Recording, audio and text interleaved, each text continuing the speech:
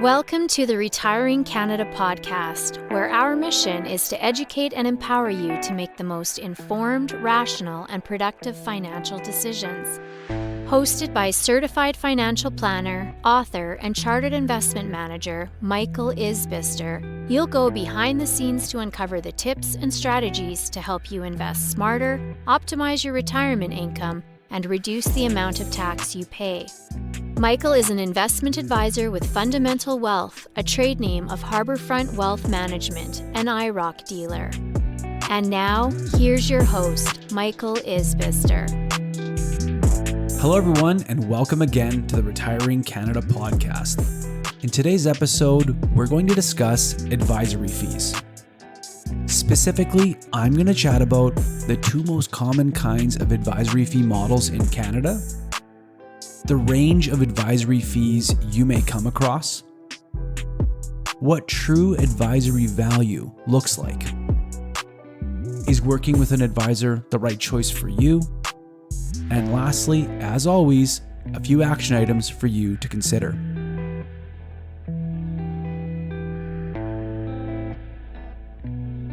Now, many investors seek a formula or a magic number to help them justify the fees they pay for financial advice. The reality is that every investor has a unique financial journey, and helping investors feel positive about their financial position as they move toward achieving their goals can be a major part of the value of professional financial advice. Now, to be clear, what I will be talking about today is the price you pay for advice when working with an advisor, though I will very briefly discuss investment fees, which are another crucial piece to this puzzle. But before that, it's important for me to distinguish between the two dominant systems for how advisory fees are charged in Canada: commission-based and fee-based.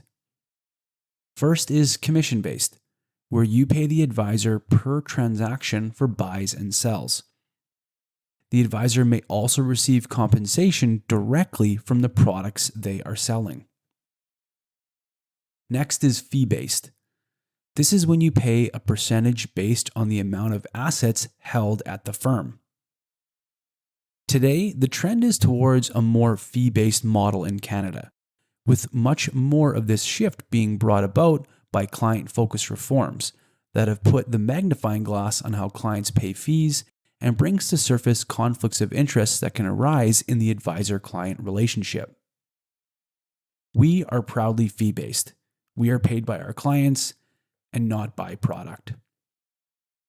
So with that piece out of the way, let's quickly chat about investment fees, also referred to as fund-level expenses. These are what an investor will pay to gain exposure to an investment, sometimes referred to as an MER, or management expense ratio. This will depend on the type of investment you choose and can range widely, anywhere from as low as 0.1% all the way up to 1.5% and higher. The discussion about investment fees deserves its own podcast in the future, and I will delve a bit deeper into investment types, their fees, and their overall impact on a retirement investor. So please be sure to subscribe so you don't miss it. So back to the purpose of today's episode: understanding advisory fees. These can range between 0.5 or lower for wealthy households, all the way up to 2% in some instances. Generally speaking, the more money you invest with the firm, the lower your advisory fee. As an aside, let me peel back a bit of industry-specific information you're probably not aware of. If you work with an advisory team that works with a large firm, the advisory team does not necessarily receive the full fee you pay as compensation for the services they provide. Most institutions take a percentage of that advisory fee so that the advisor and his or her team have a platform to provide advice, compliance support, and a platform to provide solutions to clients. So say, for example, you pay the advisory team you work with 1% to advise you on your $1 million retirement asset. the $10,000 you pay in advisory fees doesn't all go to them. Likely that number is closer to half, the other half going to the firm. But hey, at the end of the day, the percentage that goes to the advisory team or the firm they work with makes no difference to you, as you still have to pay the full amount.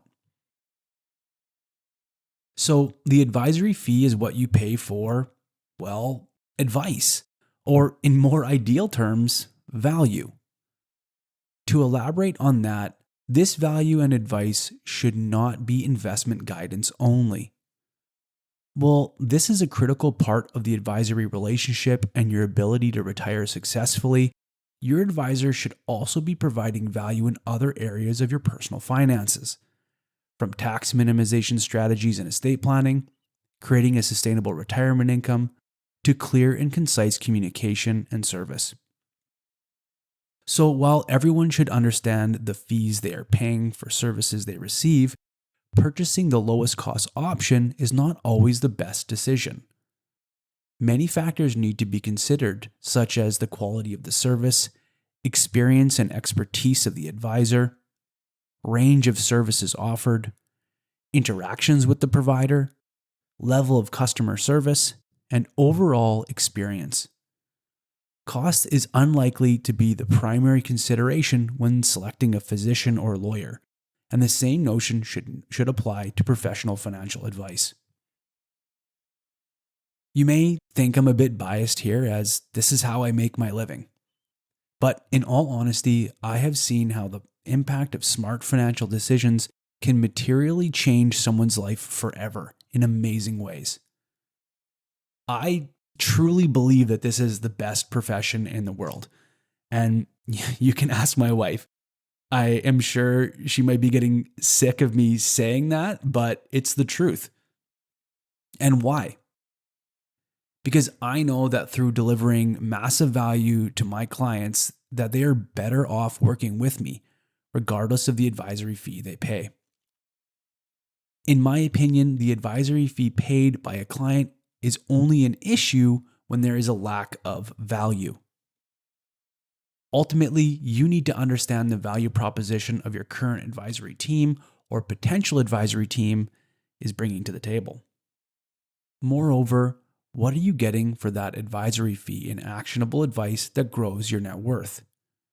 Whether it be saving tax and making smarter investment decisions, to having a clear and defined service model so you know exactly what you're signing up for and how that value will be communicated to you. Let's discuss a hypothetical scenario of a client-advisor relationship that lasts, say, 25 years. During that time, the client pays an advisory fee of around $10,000 a year. Put that out over 25 years, and that is $250,000 this hypothetical couple will pay in advisory fees during their lifetime of working with an advisor. And I get it. When you write that number down, you will probably scoff. Now, if we take this hypothetical retiring couple with $1 million who pays these fees and start to layer in some advice, we start to paint a picture that highlights massive value. Here's how an ongoing planning relationship with this couple might go over a 25-year relationship.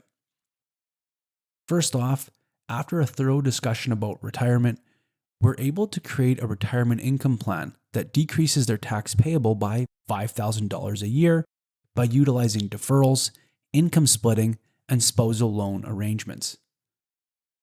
Next, after understanding their cash needs and creating a sustainable retirement income, we reviewed their home, auto, health, and life insurance policies and restructured their plans to save them an additional $2,500 a year.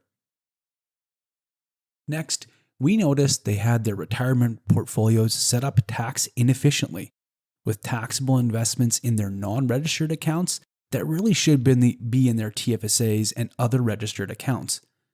This alone saving them another $5,000 a year in tax payable. Next, we help advise them on their CPP and OAS and defined benefit pension start dates in a manner that was tax efficient, considered other income sources, and their longevity to optimize and increase their guaranteed income by $5,000 a year. Next, we discussed a cottage property that they had owned for over 25 years that they were planning to sell.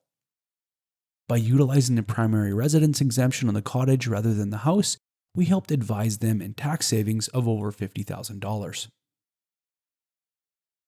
Furthermore, by looking at the big picture, through the years of monitoring and adjusting over the 25-year relationship, we were able to restructure their finances in a manner that wound down their holding company and shifted their inefficient taxable accounts to tax-preferred holdings to decrease their estate tax and increase their net estate by $500,000. So, adding all these up, through a comprehensive approach, we were able to save this hypothetical couple nearly $1 million over the course of our relationship. Net of advisory fees they paid, they were still $750,000 better off working with our team. And this is the kind of thing we come across all the time. So in reality, nearly double the advisory fee could have been charged, and the clients would still be ahead $500,000 at the end of the day. And this is just the stuff we can measure in dollars and cents. We aren't factoring in things like behavioral coaching during turbulent markets that can protect a retirement portfolio from poor investment decisions like moving to cash. Or how about shifting retirement income withdrawal sources during market uncertainty to protect a retirement portfolio from sustainable drawdowns? What about the value of simplifying their finances with a clear and consistent communication style? What about your time? What is your time worth? And how much of it is saved by hiring a professional team to do the heavy lifting? As you can see, much of what an advisor team brings to the table is much harder to put an exact dollar figure on.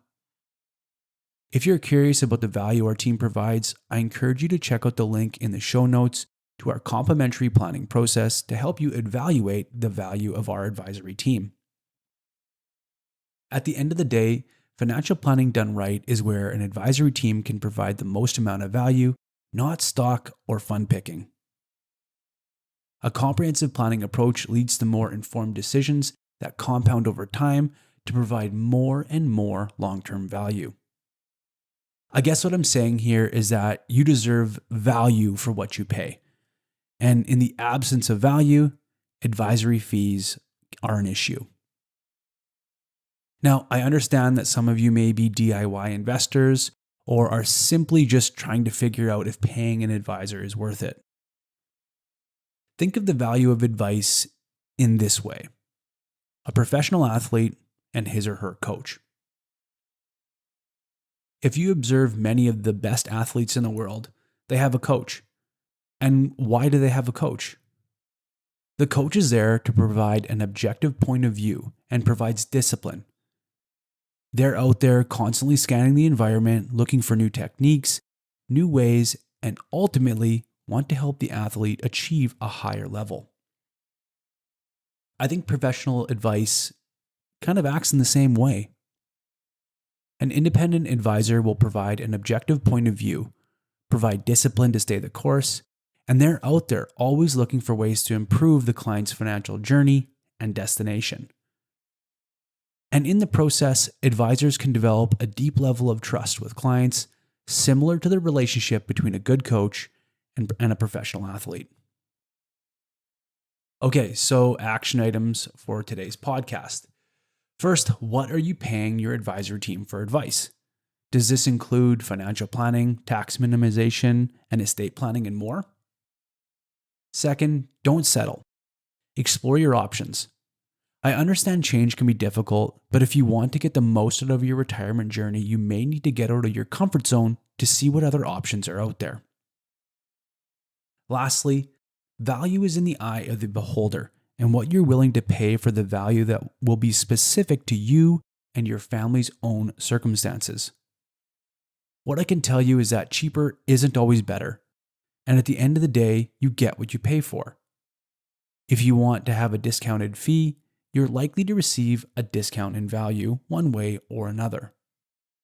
At the end of the day, it is up to you to decide the price tag you're willing to pay for peace of mind. Okay, so that does it for today's episode. For all the links and resources, check out the show notes. If you like the show, you're enjoying it, please leave us a 5-star review in your favorite podcast app. Sign up for the weekly Retiring Canada newsletter. And hey, as always, when it comes to your retirement, don't take chances. Make a plan so you can retire with confidence. All comments are of a general nature and should not be relied upon as individual advice. The views and opinions expressed in this commentary may not necessarily reflect those of Harbourfront Wealth Management. While every attempt is made to ensure accuracy, facts and figures are not guaranteed. The content is not intended to be a substitute for professional investing or tax advice. Please seek advice from your accountant regarding anything raised in the content of the podcast regarding your individual tax situation. Always seek the advice of your financial advisor or other qualified financial service provider with any questions you may have regarding your investment planning.